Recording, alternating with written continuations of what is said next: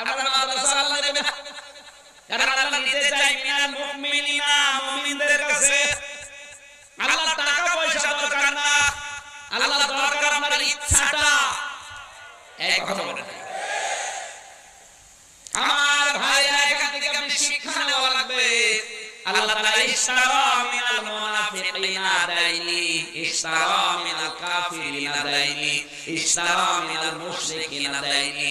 যে দেশে দিলে আমি নিয়ে নেব না। আল্লাহ যদি সম্পদের খুব বেশি দরকার হতো তাহলে তো কারুনের সম্পদ আল্লাহ কিনে নিত। আপনি কয় টাকার মালিক হয়েছেন?